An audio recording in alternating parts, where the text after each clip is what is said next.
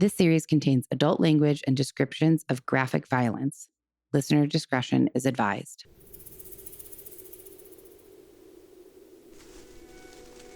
Didn't even have my microphone in front of me. Hi, guys.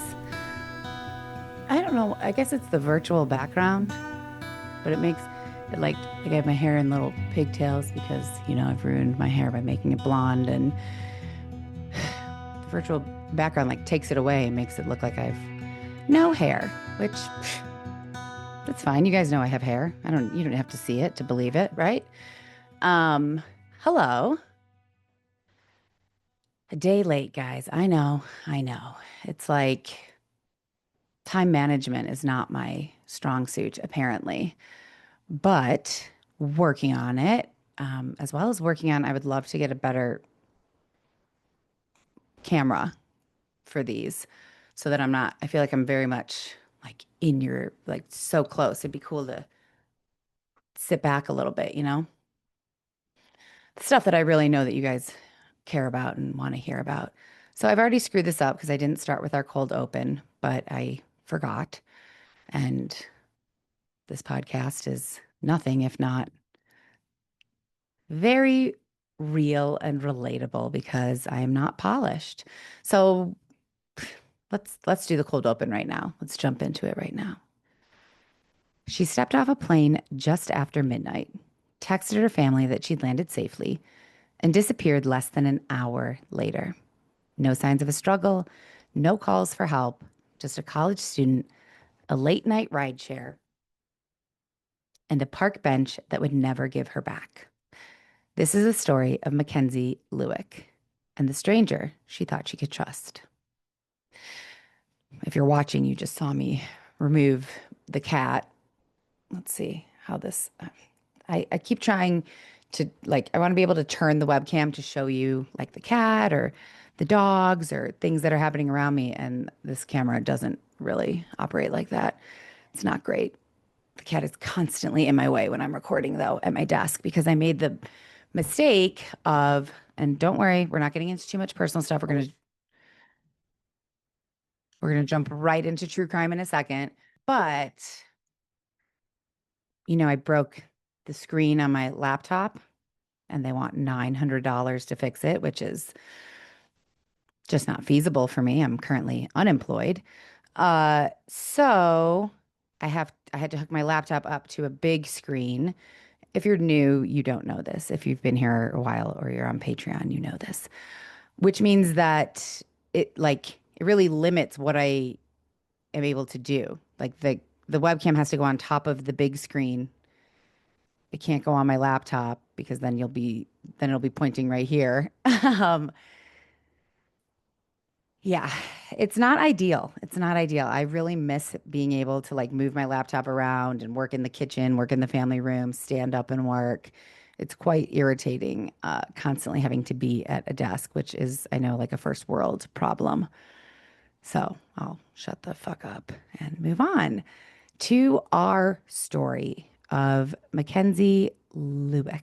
I hope I'm saying her last name right. I may not be. However,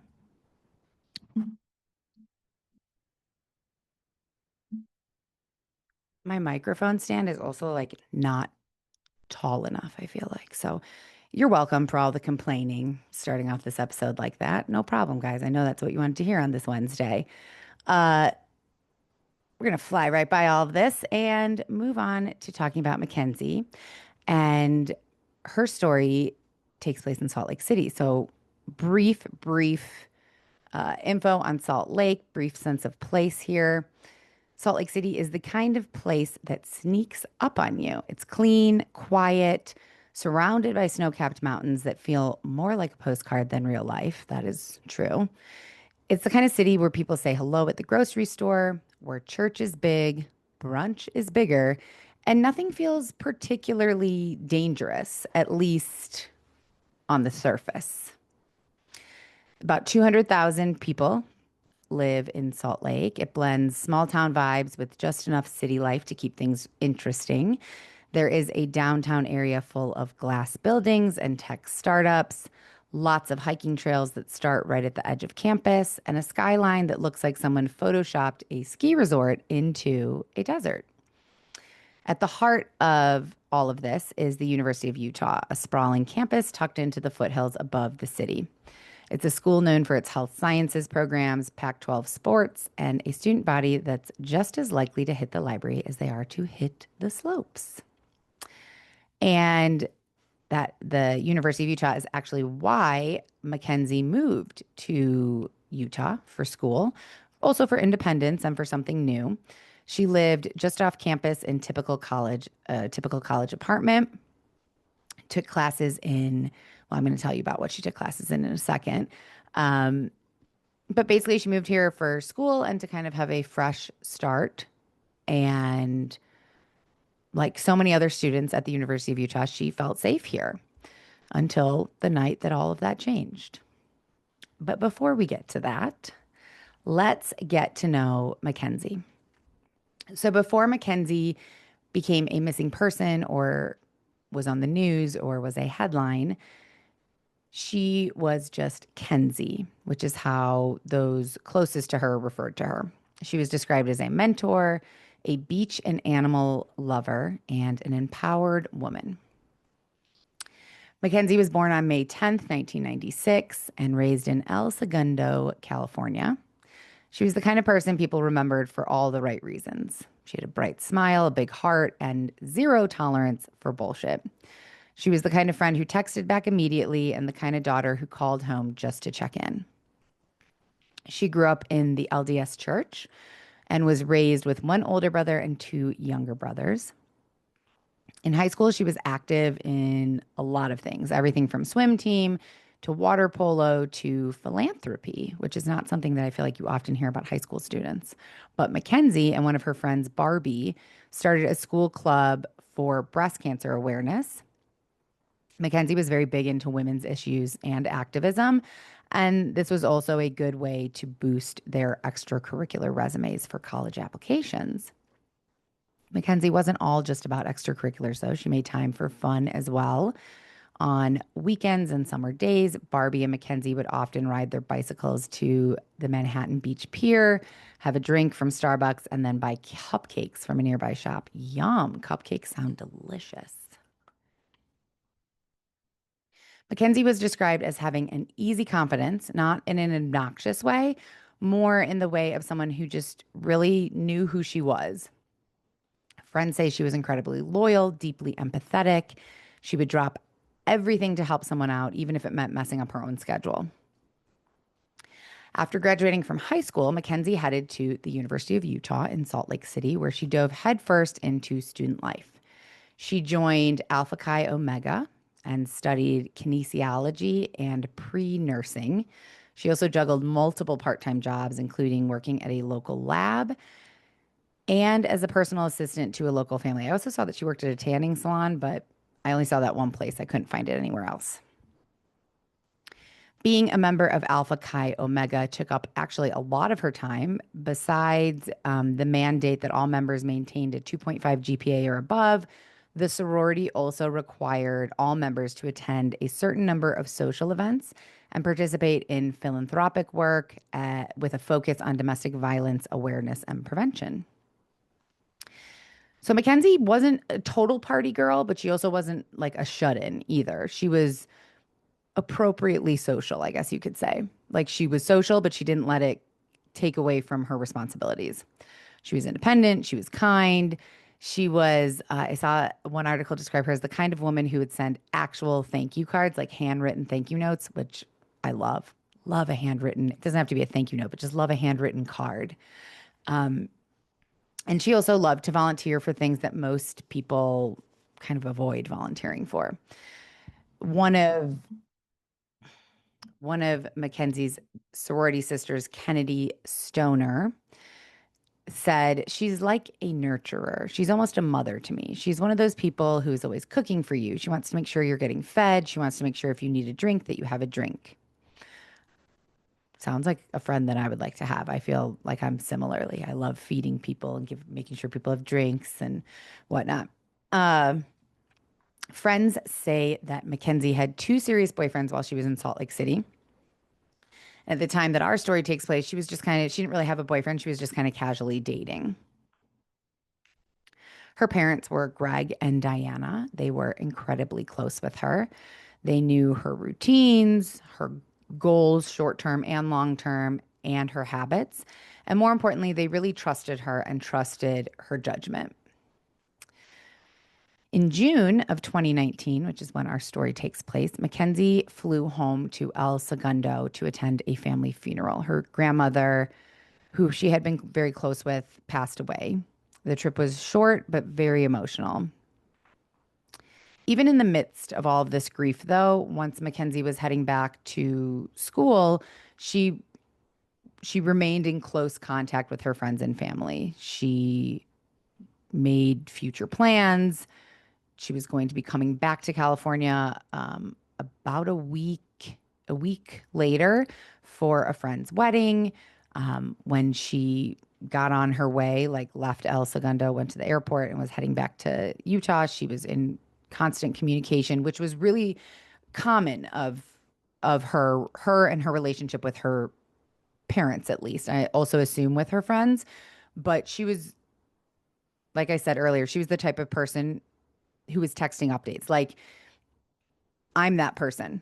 So if you don't hear from me that like I've landed, I got my bag, now I'm eating a donut and I just went to the bath, like I'm texting Jackie or Mark or Jenna updates. And if my mom was still alive, she'd be the one I was texting. But someone like Jenna, so like if you just didn't hear from me, that would be weird. But someone like Jenna, she could travel across the world and it wouldn't be weird if I didn't get like an update from her regularly. That would actually be kind of normal. So, just to kind of paint that picture and give contrast to that, Mackenzie was definitely more like me, or I was more like Mackenzie, whichever way you want to look at it. So, now that we have a sense of Mackenzie and who she was, let's hop into her story here. In the early morning hours of June 17th, 2019, Mackenzie Lueck landed at Salt Lake City International Airport after her trip home to California for her grandmother's funeral. She took a red eye, so she got in and she texted her mom around 2 a.m., letting her know that she'd arrived safely. Mackenzie then walked to baggage claim, picked up her luggage, ordered a Lyft, and headed outside. At 2:42 a.m., she climbed into the back seat of her Lyft, having no idea that this would be the last time that anyone would ever see her again. So by the next morning, which is June, she got in very, very early morning of June 17th. We're now to the next day, June 18th, and Mackenzie's mom still hasn't heard from her. At first, this didn't cause a ton of panic. It was her mom like noted it, like, huh, weird. But it wasn't full blown panic. It was just kind of like a nagging feeling that, like, that's strange, but maybe she was really tired. Maybe she's catching up with friends, like, not that big of a deal. The day goes on. Her mom texts, how was the flight? How are you doing? Checking in, not getting any response. Mom's calling. At first, the calls are going through, I think. But then pretty quickly, they were just going right to voicemail, indicating that Mackenzie's phone is off. Texts stopped going through. You know how, at least with iPhone, it's blue for most people. iPhone to iPhone, it's blue. iPhone to a Android, it's green. Anyways, I saw somewhere that her dad had said he noticed that the texts had been blue, and then at some point after she landed, they were green, indicating like they weren't going through. Her friends hadn't actually seen her or heard from her. She didn't post anything on social media, which was odd. Still, no one wanted to panic just yet. Like maybe she just crashed. Maybe she went and saw a friend that wasn't one of her typical friends. Maybe she just needed some space. She was grieving her grandmother. It had been an emotional time,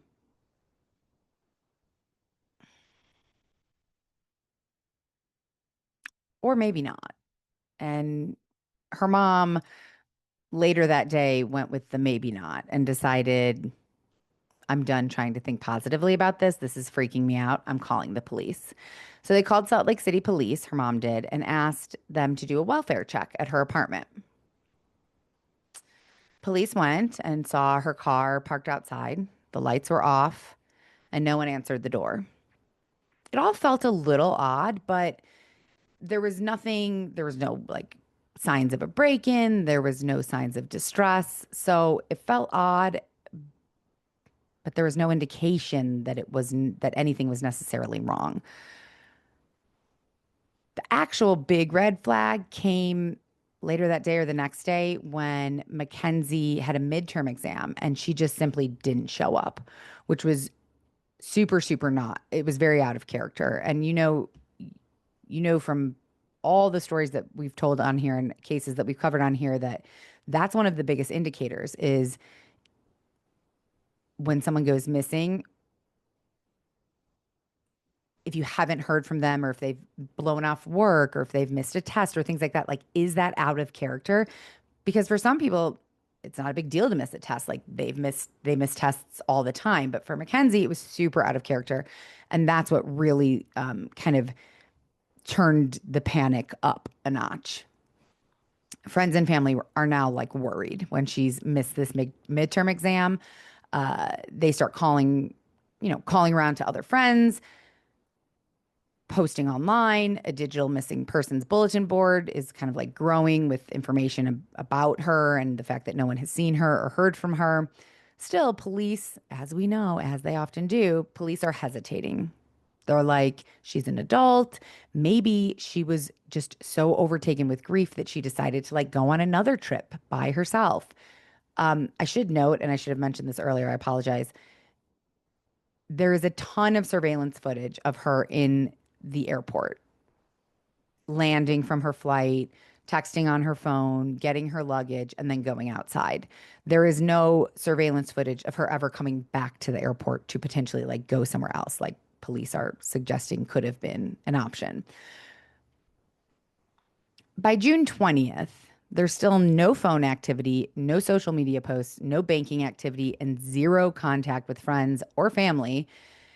This voluntary theory that police keep trying to float, like she just needed space, it's collapsed. It like my microphone almost just did. Mackenzie is officially reported missing. Initially, in police's initial statement, they said that they were concerned for her safety, but that there was no evidence indicating that she has been harmed or that she was in danger.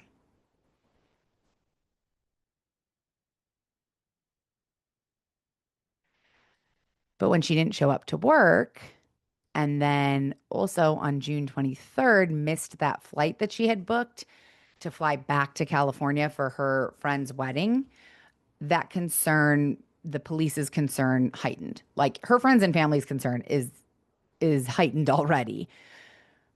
But the fact that she didn't show up for work and that she missed that flight that she had recently booked, like she had made this plan, she was definitely going to this wedding.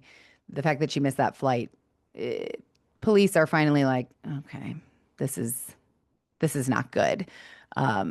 She was, like I said, she was very organized. She always kept up with her obligations, her appointments, her plans, anything. Her calendar was organized, and this was just unheard of for her to miss a midterm, work, and then a flight to her friend's wedding.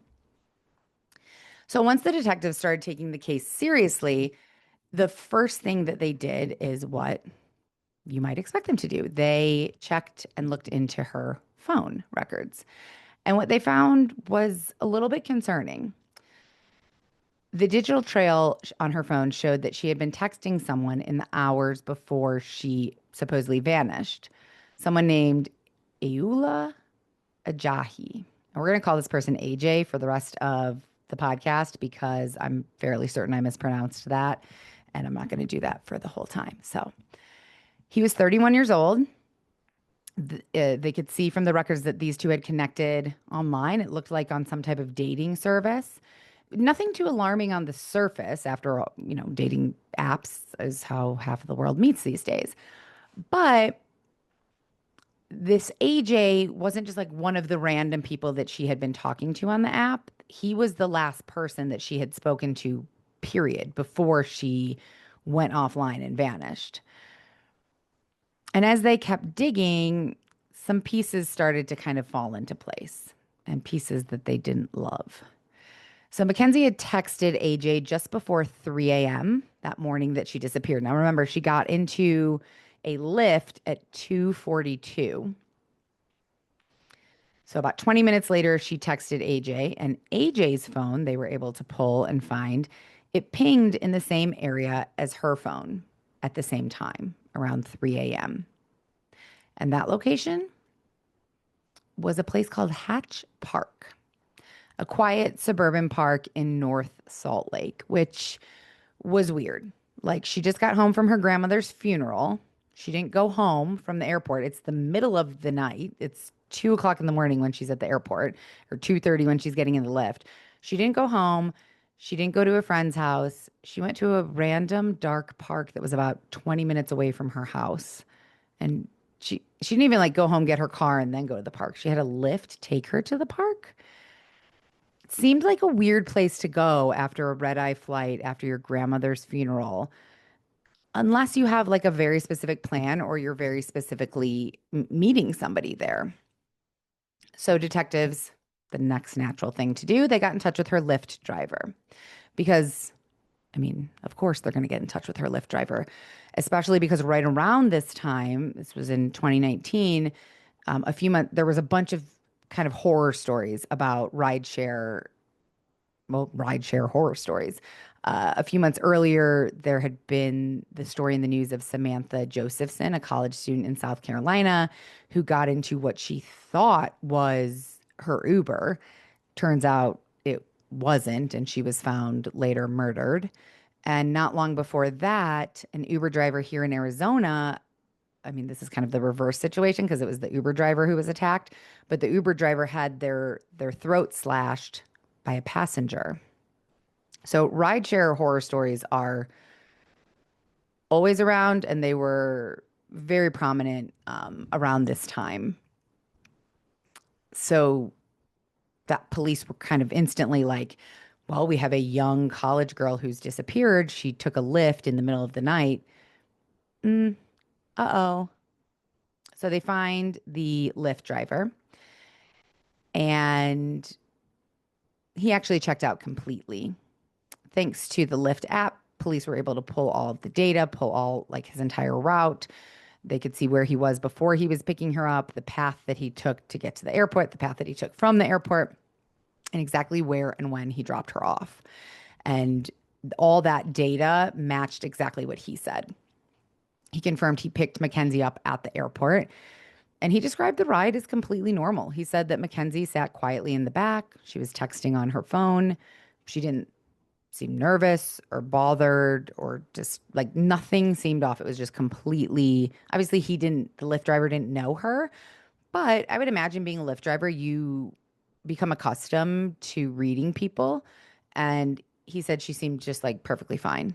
Um, and he said, she wasn't headed home. She directed the driver to Hatch Park, which he did think was weird at that hour of night, but figured, it's none of my business. And he didn't ask any questions. He just took her to the park and dropped her off at 2:59 a.m. She exited the lift and calmly walked directly over to a dark SUV that was already there at the park in the parking lot, waiting for her, presumably. There was no hesitation, no second guessing. She got out of the lift, walked to the SUV, got into the SUV, and the SUV drove off. And that was it. As far as the Lyft driver knew, that was it. It was also discovered that right when she got into that SUV, got out of the lift, got into the SUV. How many times can I say SUV here? Her phone was powered off at that exact moment, never to be turned on again. So the Lyft drivers, a dead end. Police decide to start looking into the last person that Mackenzie was messaging, which was AJ. And they discovered that Mackenzie wasn't the first woman that he'd arranged to meet up with through a dating app. And I don't mean on this night or early morning of the 17th. I just mean in general. He was active on dating apps. He had met with other women. And this seemed like maybe some of these other women could provide some pertinent information, which some of them could, like Sarah. She had met AJ a few months before Mackenzie disappeared.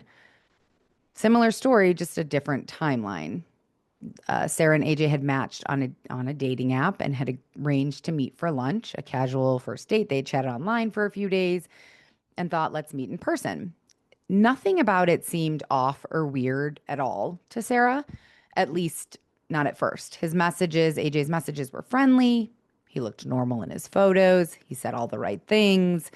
He used to be in the army. Now he's working in IT, looking to meet someone, settle down.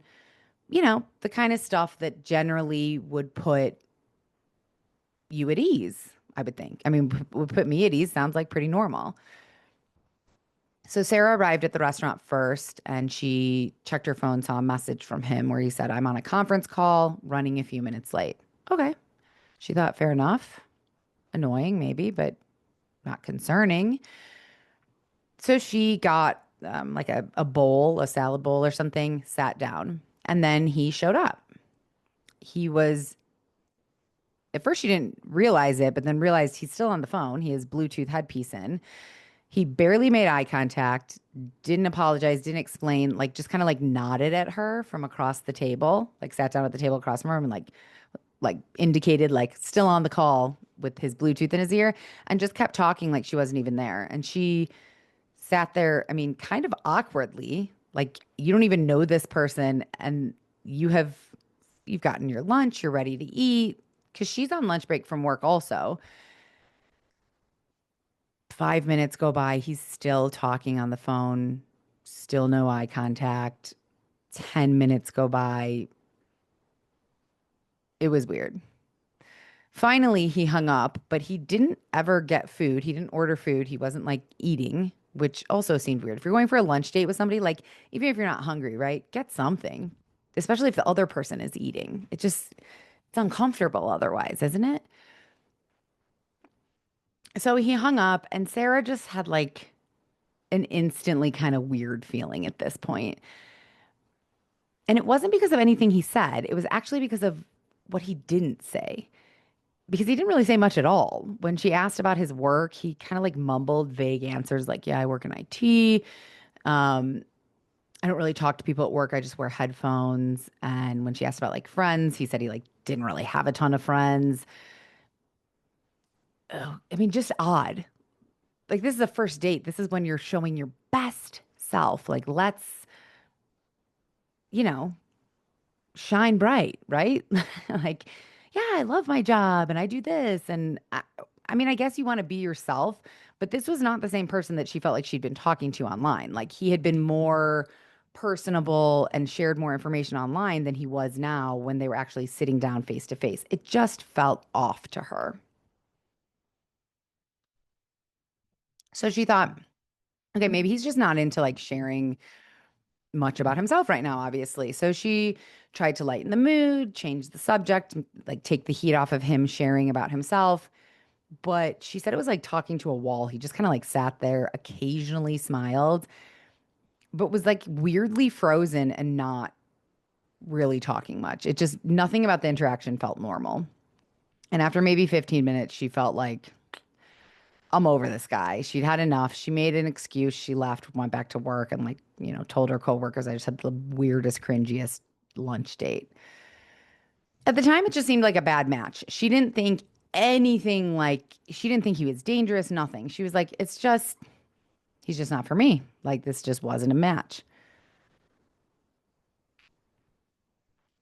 But then a few weeks later, his face appeared on the news in relation to the Mackenzie case. And the discomfort that she felt during that lunch, like, curdled over into full blown horror. And she wasn't the only one. When his face was on the news, multiple women came forward describing encounters with AJ, some digital, some in person. One woman said he sent her disturbing messages on a dating app about tools he liked to use. She couldn't say exactly what kind of tools, like power tools, garden tools. And it was never, she never determined, like, did he, like, what did he want to do with these tools? The implication was creepy for sure, though. Uh, she didn't like it and she stopped talking to him immediately. Another woman recalled that he was talking to her on the dating app, but he was talking about torture, like torture porn. Some of these women who came forward were also part of a private Facebook group. They all began comparing notes, and it became abundantly clear that AJ wasn't just an awkward dude. He was a potentially dangerous dude.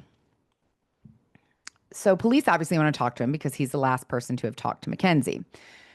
So during his initial interview with police, he did admit to texting with Mackenzie on June 16th. That's the day before she flew back to Utah, around 6 p.m. But he insisted that was the last time they ever communicated. He said they'd never met in person.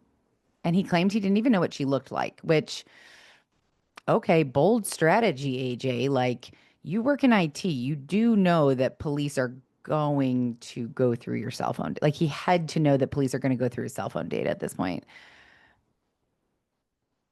It just seemed like a weird, like, hill to die on there. I don't even know what she looks like. You met on a dating app. Like, you do know what she looks like. That's obvious. Um, And as we know, police found that AJ's phone pinged at Hatch Park at the exact time that Mackenzie was dropped off there, at the exact time that her phone then shut off for good. They also went on to discover that both of their phones, Mackenzie's and AJ's phone, pinged at his house about 8 minutes after they pinged at the park. And on top of that, they found a picture of Mackenzie in AJ's possessions, but we will get to that in a minute. So no, he hadn't like forgotten her face. He didn't like not know what she looked like. And even when police talked to Mackenzie's friends were like, "Yeah, we know about AJ." Like some of them had heard her talk about AJ. So this wasn't a vague like one-off conversation that they had just had on a dating app and that was it. They were acquainted well enough that he had a picture of her. They had texted multiple times. Her phone pinged. Well, her phone didn't ping at his house. His phone pinged at his house. Sorry, I misspoke. So remember, her phone got turned off right when she got into the SUV at the park. So her phone couldn't have pinged at his house. Either way, it was very clear that AJ was lying about how well he knew Mackenzie. And this was a big red flag for police. It was one of the key reasons that investigators were able to secure a search warrant for his home, which they did by June 26th. They had enough circumstantial evidence to secure a search warrant for his home. And once they had that, it did not take long for the horror to escalate. So when officers arrived at AJ's place, a neighbor approached them as they were approaching AJ's house, like getting ready to go in the house. And he said, "Hey, I don't know what's been going on at this house, but I feel like I should let you know something. On June 17th, which remember is the day that Mackenzie disappeared, the neighbor had seen AJ in his backyard tending to a large, smoky fire." And again on the 18th. So 2 days in a row, this neighbor had seen AJ doing something with a big fire in his backyard. And the neighbor said it didn't seem like a normal fire because the smell was absolutely terrible. It wasn't like a bad campfire smell. It was like a rotting smell. The kind of smell that like really makes your stomach turn and you don't forget. And the neighbor said he also saw AJ pouring gasoline onto the flames from a red gas can. Now, when investigators got inside the home, they found a receipt for that red gas can that AJ had purchased at a local store on the morning of June 17th, just hours after Mackenzie had gotten into what we are assuming is a car that was his in the park. But that car has never been, from what I could find, it like wasn't identified as his car, and it wasn't identified what kind of car. It was just a dark SUV. That's all that was said. They also found something really odd inside the house. Well, I think it's really odd, and that's cameras in every single room, including the master bedroom that had several cameras around the bed, facing the bed, which, like, no judgment if that's your thing. Like, I mean, that's a lot of people's things with OnlyFans and stuff these days, making home movies. But this obviously just seems very creepy. In the backyard, they discovered a freshly disturbed area of soil. And within that freshly disturbed area of soil, they found human muscular tissue, bone fragments, several charred personal items that they couldn't identify exactly what they were, but like, I don't know, I'm imagining like a keychain or something like that. And a section of scalp with hair still attached to it. So this didn't look like it was just like a backyard, let's make s'mores type fire. This appeared to be a cremation attempt. Nearby, they found a pitchfork, several boxes of ammunition for a gun, and more burned clothing and buckles. Some of these items were found in an alleyway next to AJ's house. In the trunk of AJ's car, they found a red gas can with a strong smell of gasoline. So, for the man who said he'd never met Mackenzie in person and barely knew her, it seemed, we don't know yet, but it seemed to police that that lie was literally going up in flames. And soon after this search warrant was executed and they found all of this, they had the partial remains that they found in AJ's backyard tested, and it was sadly confirmed that the DNA did match Mackenzie. And that it was very clear now that AJ had gone to great lengths to destroy or tried to destroy whatever evidence of whatever had happened in his home. I mean, I'm not going to say great lengths because like there was scalp with hair and bone. Not a good job cleaning up, dude, at all. So soon after they executed the search warrant and found the partial remains, they had them tested and sadly confirmed that these remains, the DNA did match Mackenzie Lueck's DNA. So the muscular tissue and the scalp with hair did belong to Mackenzie. And with evidence mounting, burned human tissue, personal belongings, the phone pings, the gas can, and a lie, like the lies that AJ had been telling that he like didn't really know Mackenzie. Obviously he did because part of her is in your backyard. Police arrested AJ on suspicion of aggravated murder, kidnapping, and desecration of a human body. But here is the thing. An arrest isn't the same as formal charges. So this is probably, I had the urge to say old hat for some reason. This is probably old hat for you guys. This is probably well known for you guys, but I'm going to just briefly go over it. Once someone's arrested, the DA is on like a ticking clock. They have a certain amount of time to decide whether to file official charges and bring that person who was arrested to arraignment, where the charges are formally read and the case starts moving through the legal system. That window varies greatly by state. So in Utah, and I do believe we've talked about this before, prosecutors have 72 hours after the time of arrest to like make this formal. But in AJ's case, the police and the DA, they had a pretty good idea of what they were dealing with here. And they thought it was, I mean, They couldn't officially say it, but we're pretty sure it's a homicide, even if the body hadn't been found in full. They had a backyard crime scene, they had bones, they had muscular tissue, and they did not want AJ walking free while they finalized their case. So prosecutors requested and were granted a special waiver from the court, giving them more time to file formal charges while keeping AJ in custody. Because again, even though they hadn't fully found Mackenzie yet, they knew. And as disturbing as all of this so far has been, it was still not the only horror to be uncovered. So once the news broke about AJ's arrest, tips began pouring in. More women who had matched with him online and either had in person experiences or weird interactions with him, either digitally or in person. People that he worked with called in tips. People were calling in tips like basically saying this guy is a weirdo. I had this experience with, like, it makes sense that he did this, pretty much.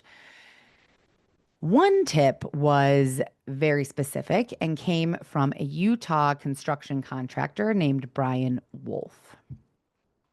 Months before Mackenzie had vanished, AJ had contacted Wolf about a renovation project, but not a kitchen remodel or a bathroom update. No, AJ wanted to build something else. A soundproof room in the basement with hooks embedded high up on the concrete wall and a fingerprint activated lock outside the room. Wow. When the contractor Wolf said, "What the hell is all of this for?" Because, like most normal people don't need like an industrial style dungeon in their house. AJ said, "Oh, I just want to be able to like blast my music really loud and I just want to have a place to hide alcohol from my Mormon girlfriend." I mean, this could have been plausible, I guess. We are in Utah. There is a big Mormon population, but the one thing that like kept sticking Wolf as weird was the hooks. AJ was dead set on these hooks. Wolf even offered alternatives. He said we could put up like shelves or we could put wine racks up there. And AJ said, "I want the hooks and I want them 8 feet high."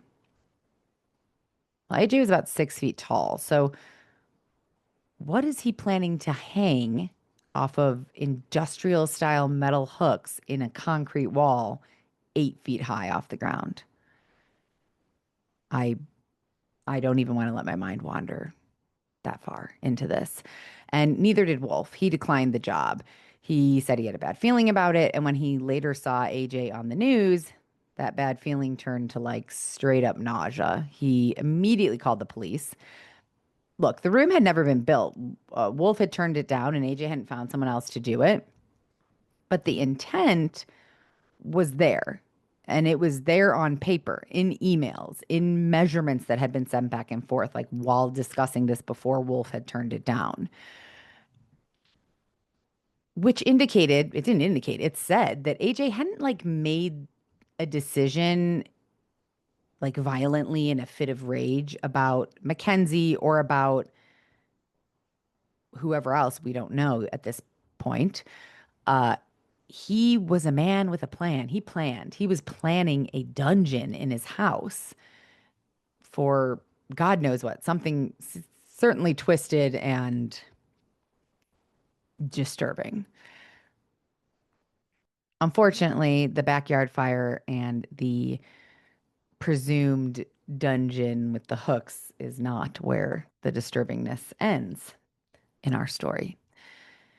So while investigators are continuing to comb through the backyard cremation attempt, something else was quietly going on in the background, and that is more collection of cell phone data.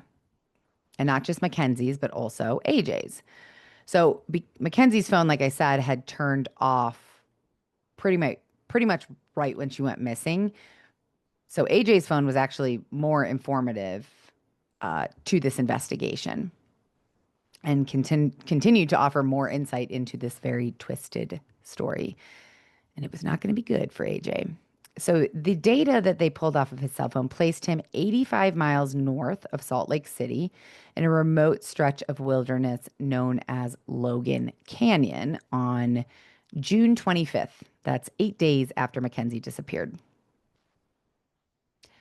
which is kind of weird. Like, middle of nowhere, no reason to be out there, especially because, according to him, at this point, he's sticking to the fact that, like, he hasn't done anything suspicious, even though there were human remains found in his backyard. He's still sticking to his story. So, why would you be out in the middle of nowhere 8 days after this disappearance where her remains were found in your bed? I mean, it's weird. So police continued to look into it. They followed the signal and went out to where the phone pinged in Logan Canyon. And on July 3rd, 2019, in a shallow grave hidden beneath a grove of trees in Logan Canyon, they found what was left of Mackenzie Lueck. Her body was partially burned, just like the remains in the backyard. Her arms were bound behind her back. And she had a small hole, but more kind of like an indentation, but hole indentation in her head, which indicated blunt force trauma. The medical examiner later confirmed what investigators suspected, that she had been hit in the head hard enough to cause massive bleeding in her brain, and she had died from it. And we can only pray that she had died before anything horrific, well, anything more horrific happened to her. Her body was wrapped in materials, plastics, and things that matched items they found in AJ's home. The burn patterns on her body matched the burn patterns of the human remains found in his backyard. And the DNA, of course, confirmed the identity. This was not an accident. This did not even seem like it was a heat of the moment type thing. This seemed very premeditated and pre-planned. And I have written down carefully executed, but I want to retract that now because it doesn't seem that carefully executed, to be honest. It was executed, I guess we could say. And soon AJ wouldn't be able to really deny that anymore. So when police finally confronted AJ with the evidence, the burned remains in his yard, the GPS placing him at Logan Canyon, the messages between him and Mackenzie, the receipt for the gas can, etc., he finally folded. He told investigators that he'd picked Mackenzie up from Hatch Park and brought her to his house under the pretense that they were going to have a romantic night together. Once inside, he immediately tied her hands with zip ties and he said he strangled her. He said that he then stored her body in the basement overnight, brought her into the yard the next day, and tried to burn her body using gasoline and wood. When that didn't work, he gathered up what was left of the remains. He drove north and buried her in a shallow grave. But here's the thing. We know that's not how she died because according to the medical examiner, she suffered blunt force trauma to the left side of her skull, which caused massive bleeding, and this was the official cause of death. So AJ was either lying, trying to kind of like downplay the brutality of it, although I'm not sure if strangling is less brutal than hitting someone over the head. In my opinion, that's more brutal. It takes way longer to strangle somebody than I would imagine hitting somebody in the head with something heavy. Either way, he killed her, he burned the body, and then he drove about 80 miles to bury what was left of her beneath the trees in Logan Canyon. Now, before we continue on, let's learn a little more about AJ. Because long before the investigation wound its way into Logan Canyon or the backyard remains, the real story with AJ started with, well, when he was born, but we're not going to go back that far. It started with a book. AJ self-published a novel I think it was about a year before Mackenzie disappeared. It was called Forge, Forge, Forge Identity. And it was briefly available on Amazon before it was pulled after his arrest. The synopsis describes a 15-year-old protagonist named Ezekiel who witnesses two gruesome murders, including a neighbor being burned alive. This protagonist is forced to choose between becoming a part of a criminal mastermind or trying to escape the very tyranny he's trapped in. On Goodreads, the book had a pretty dismal rating of 2.74 out of 5. I mean, I guess it's not that bad. It was only based on 47 reviews. Readers criticized it for terrible grammar, awkward phrasing, and the an inability to draw you into the story. So clearly, AJ is not a literary genius, and he's also likely not making a living off of profits from this self-published book. He did get an author bio on Amazon, though, and he portrayed himself kind of like a global adventurer in this author bio. He claimed to have survived a tyrannical excuse me, escaped real life crime, and worked as a salesman, entrepreneur, and writer. The truth was a bit murkier than that. He said he had studied at London South Bank University from 2011 to 2015, but the school confirmed that he never actually attended. He also claimed to be a U.S. Army IT specialist from 2014 to 2016, but the Utah National Guard shows that he only served 6 months, did not complete basic training, and was discharged due to medical disqualification. By his own resume, which was at the time visible on LinkedIn, AJ listed contract work for Goldman Sachs IT in Salt Lake City and Dell in Draper, and occasionally Microsoft between 2016 and 2018. Friends that police spoke to around this time, from around that when they were friends with him at that time, recalled that he was moody, he was prone to temper flare ups, and he was pretty socially isolated. And he was certainly not the IT like entrepreneur that he claimed to be. He also claimed that he attended Utah State University, which he did, but it was very intermittent between 2009 and 2016. He took a break from 2011 to 2015. So really 2009 to 2011 and then 2015 and 2016, but he never graduated and never declared a major. There were also whispers of kind of like legal ghosts, like legal issues in his past. Um, in 2012, Utah State University banned him amid a theft investigation involving a missing iPad. They wanted to charge him with a Class B misdemeanor, but the case somehow vanished. It was expunged from public record shortly after, meaning neither the universities nor prosecutors could like find a trace of it later on. It was just a blank slate. And I don't know why it was expunged. I mean, it's not a huge crime, so it seems odd that that would be something that like he would want expunged, like what's the big deal? I don't know. In 2014, he was investigated for allegations of rape in North Logan, but the his accuser declined to press charges. So once again, no formal record of this really existed. So even though, by his description and on his like on the dating apps where he got to kind of proclaim who he appeared as a quiet, like graduate student who wrote a book and worked in IT. And like that was, just a nice, normal guy. But this was obviously all a facade. And really, he had like this trail of somehow erased crimes from his past and this just very false, self crafted identity. Um, his author bio on Amazon also mentioned that he was originally from Nigeria. So, what is he doing in Utah? Well, he moved there. He moved to Utah in 2009, reportedly to attend Utah State University on a student visa.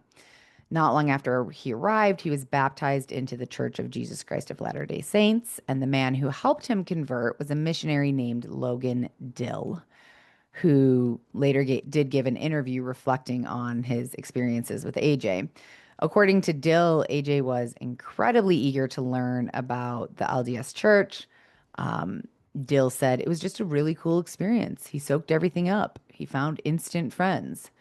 And Dill remembered AJ as joyful and funny and someone who seemed to make everyone around him feel at ease. He joked a lot, smiled a lot, and didn't raise any red flags, which is terrifying, honestly, because the the deeper we got into this case, it's very clear that this wasn't like a spontaneous act of violence with Mackenzie. This is something, some deep-seated shit inside of this guy that had been trying to claw its way out in different ways over the years. So the fact that he can join a church and I'm sorry. In my head, I had something very snarky to say about churches, and I'm not going to do that because I know a lot of our listeners, a lot of my friends all belong to and go to churches, not necessarily Church of Latter-day Saints, but so I'm not going to say that. I am going to say it is scary the masks that people can put on and fool you with. Um, yeah, just thinking about all of the contractor story, like the fact that a year before Mackenzie, he wanted to build a soundproof room with 8 foot high hooks and a fingerprint lock. His book, where the main character watches people get burned alive and has to decide whether he also wants to become like a criminal and murder people. Coincidence that it like kind of sounds like AJ? No, probably not. And and then, the fact that he was very active on dating sites, spoke to lots and lots of women, many of who came forward saying that most of the interactions were super creepy, talking about torture or weird tools. So it paints the picture of someone, like those things paint the picture of someone very different than the picture that AJ was trying to paint of himself, obviously. That he was planning something, maybe waiting for the right person at the right time to do what he did. And that's what people really talked about a lot throughout this case is, the potential, like, was AJ using these dating apps to screen women to like test their reactions when he talked about tools or torture? Was this like, some calculated process to find the right woman that he could lure back to his house and murder?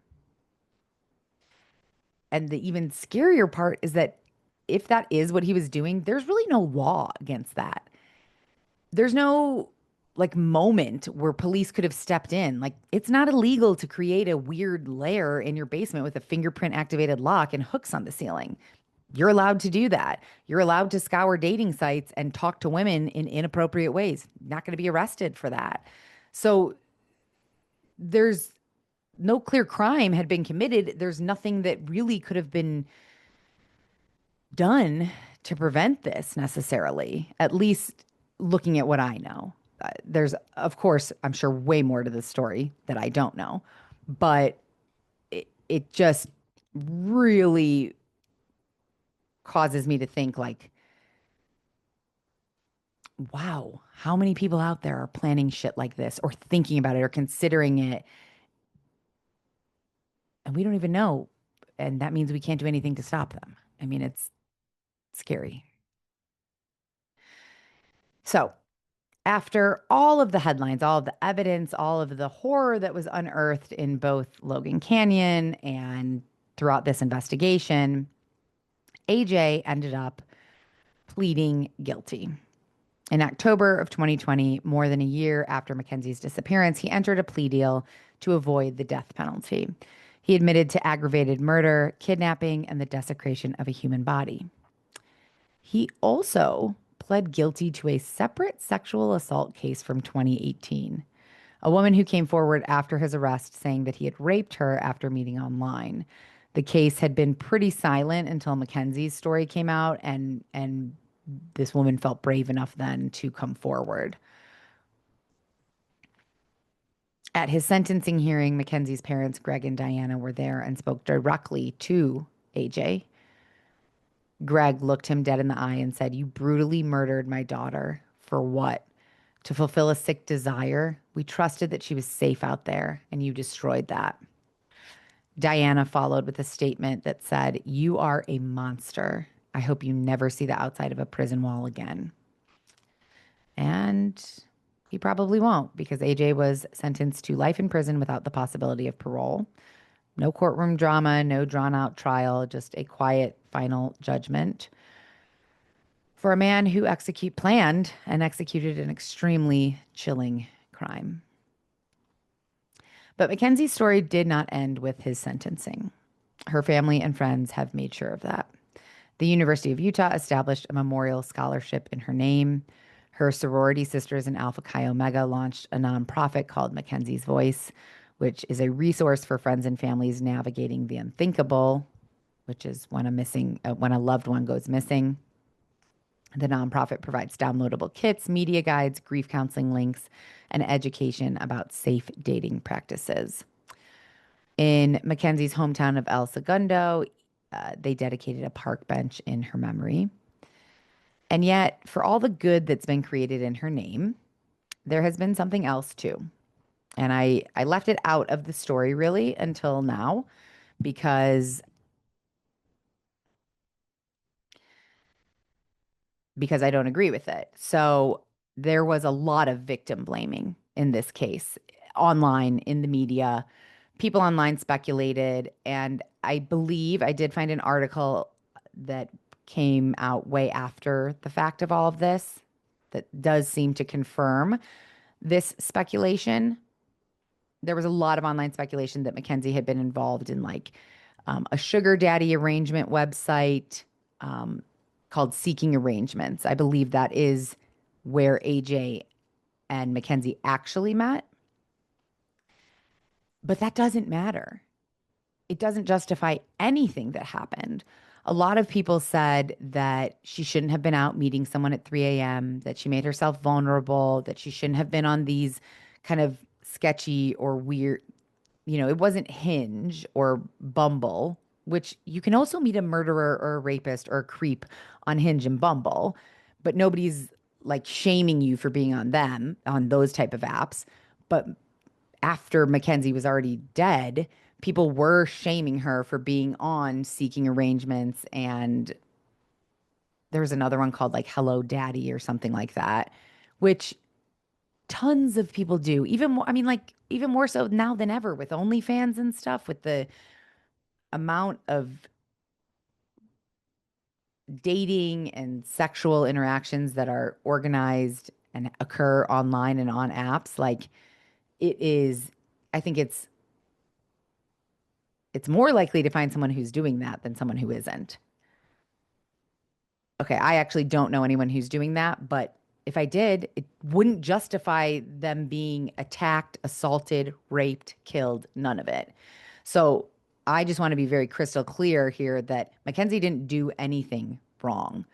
Those are completely legal, completely acceptable apps to be on, whether it's a paid arrangement, whether it's a dating arrangement, whatever it is, it never justifies being attacked, assaulted, killed, any of it. She was a 23-year-old who made the choice that millions of people make every day. She chose to trust someone that she had met online. She believed that it was safe, that he was safe, and she had every right to expect that she would go home safely that night after meeting him or the next morning, whatever. The only person responsible for her death is the man who killed her. Mackenzie's story is a tragic one, and it is also a reminder that sometimes predators don't look like monsters. Sometimes they wear smiles, join churches, go to classes at college, publish books. Sometimes they blend in so well that we forget to look twice. And Mackenzie will be remembered, not just for what happened to her, but for who she was, a bright, kind, strong, hilarious sister, friend, and daughter. Mackenzie was a light, and for as long as she is remembered and her name is spoken, that light that is Mackenzie will stay on. And that is it for today's episode, guys. As always, thoughts and prayers go out to all of Mackenzie's friends and family. If anybody happens to hear this, as always, I'm going to start saying this at the end of the episodes. If you know this case, if you're related to this case, and I got something incorrect or misspoke about something, please definitely feel free to reach out. Um, I did have someone comment the other day, and I do want to share this if I can find it really quickly. Um, Commented on YouTube, on a YouTube episode. Let's see here.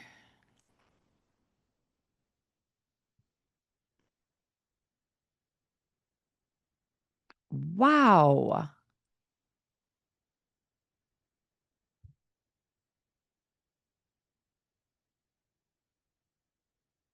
Okay. These are more comments than there's more comments now than I saw the other day. So I'm sorry, this is happening in real time here. Um, on the murder of Ira Pomerantz, a, a user, a listener, I don't know how to refer to people on YouTube, says, "Thank you for covering the story. My grandfather's house is in the same neighborhood that Ira lived in. The home was recently torn down and a new home is being built on the property. I was a young teen at the time of the crime, and it absolutely was jarring to find out that my grandpa's neighbor was murdered and dismembered in such an affluent area.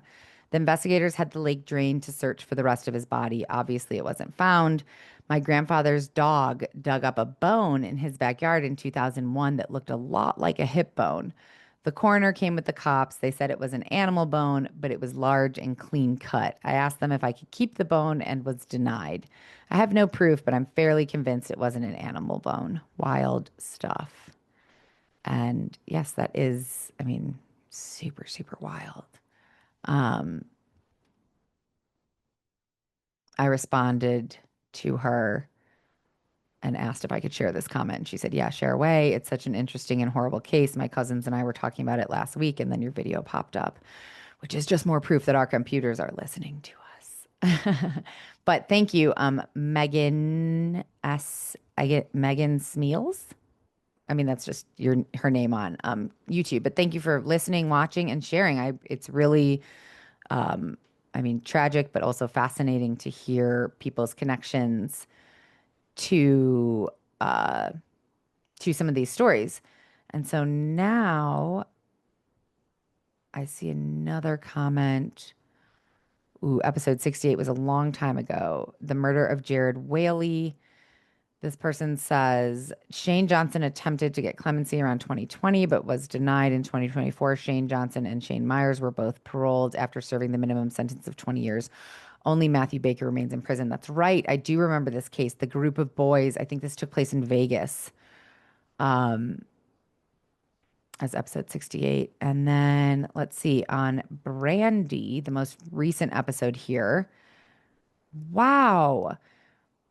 Maddie Gribble says, Brandy is my cousin, and we just hit 19 years since she went missing. I'd like to thank you for continuing to get her story out there so we can possibly come closer to an answer. God bless you and the work you do.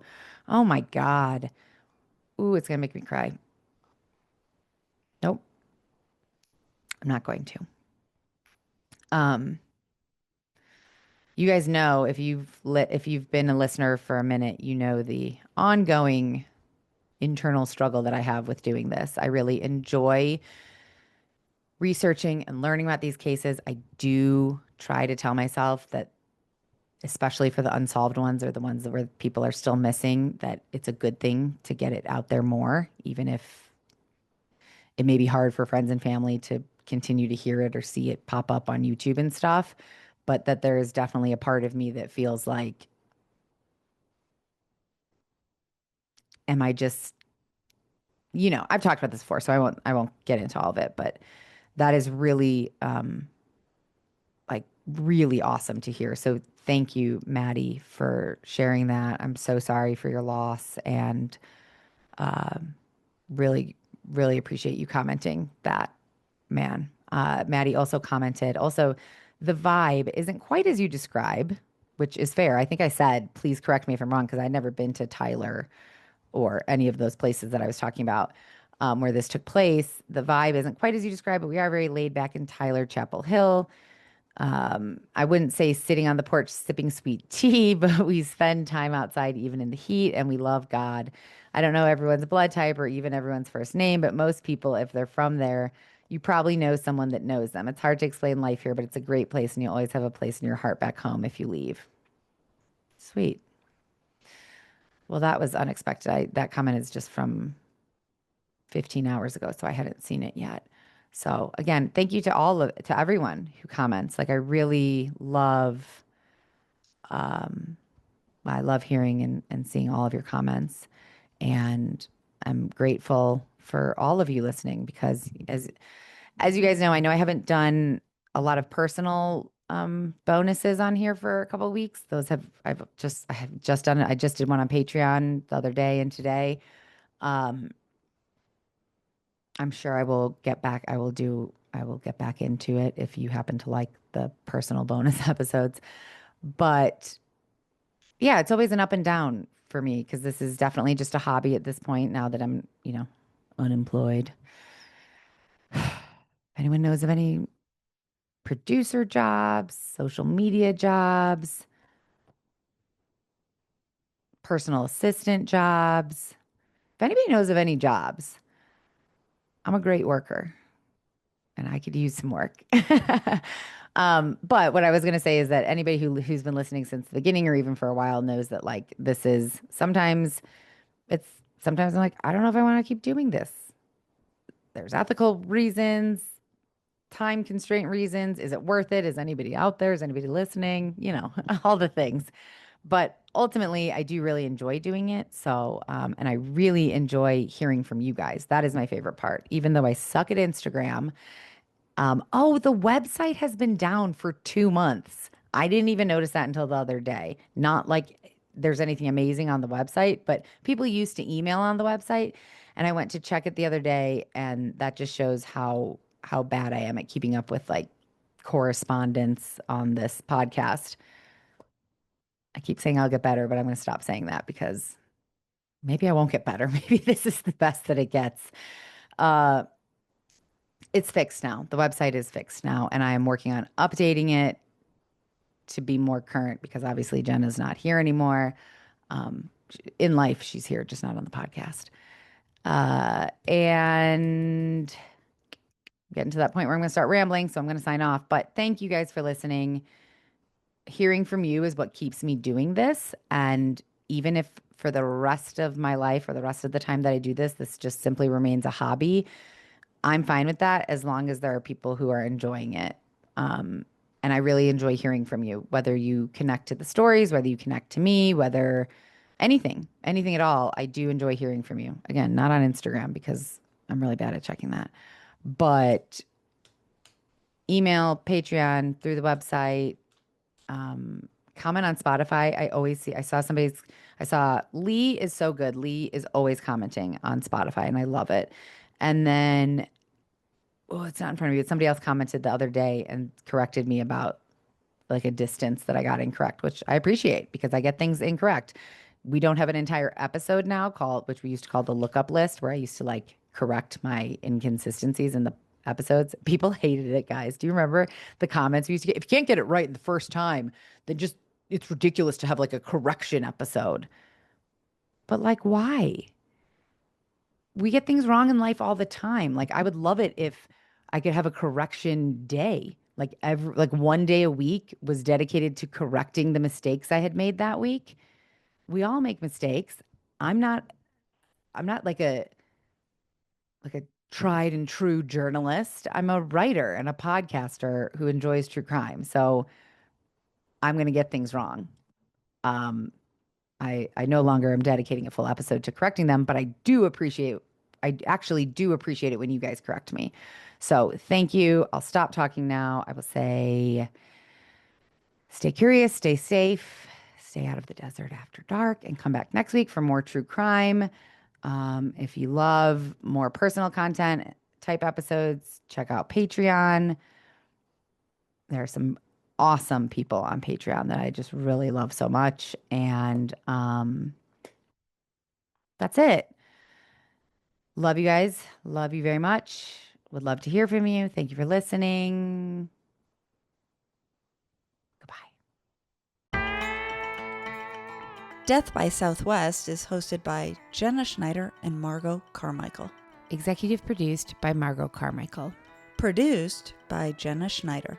Audio editing and sound design by Margot Carmichael. Music by Soundstripe. And a special thanks to Edward R. Murrow for letting us borrow his famous sign-off phrase, "Good night and good luck."